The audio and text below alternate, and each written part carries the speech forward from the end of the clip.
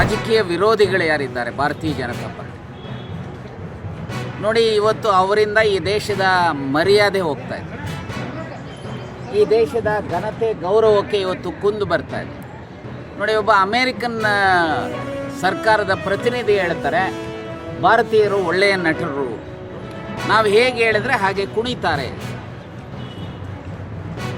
ಅಂದರೆ ಇವತ್ತು ಹೇಳ್ತಾರೆ ನಾನು ಯುದ್ಧ ನಿಲ್ಲಿಸ್ತೆ ಅಂತೇಳಿ ಟ್ರಂಪ್ ಹೇಳ್ತಾರೆ.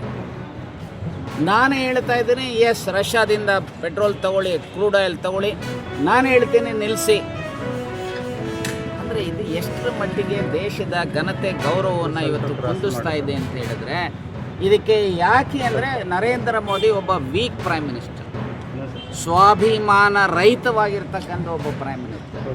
ಎಲ್ರಿಗೂ ನಮಸ್ಕಾರ. ಇವತ್ತಿನ ದಿವಸ ರಾಷ್ಟ್ರೀಯ ಮಹಿಳಾ ದಿನಾಚರಣೆ ಅಂಗವಾಗಿ ಪುರಸಭೆ ವ್ಯಾಪ್ತಿಯಲ್ಲಿ ಮಹಿಳಾ ದಿನಾಚರಣೆ ಆಚರಣೆ ಮಾಡ್ತಾ ಇದ್ದೀವಿ. ನಮ್ಮ ಪುರಸಭೆ ಸಿಬ್ಬಂದಿ ಮಹಿಳೆಯರು ಮತ್ತು ಹೋರಾಟ ಮಹಿಳೆಯರೊಂದಿಗೆ ಈ ದಿನ ಅವರಿಗೆ ಮಹಿಳಾ ದಿನಾಚರಣೆಯನ್ನು ಆಚರಣೆ ಮೂಲಕ ಗೌರವ ಸಲ್ಲಿಸುವ ಮೂಲಕ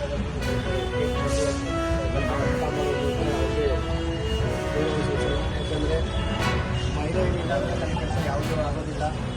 ನಮಗೆ ತಾಯಿ ಆಗಿರ್ಬೋದು, ತಂಗಿ ಆಗಿರ್ಬೋದು, ಮಗಳಾಗಿರ್ಬೋದು, ಅಕ್ಕ ಆಗಿರ್ಬೋದು, ಹೆಂಡತಿ ಆಗಿರ್ಬೋದು, ಎಲ್ಲದರಲ್ಲೂ ಅವರ ಒಂದು ಸೇವೆ ನಮಗೆ ಅತ್ಯಗತ್ಯ.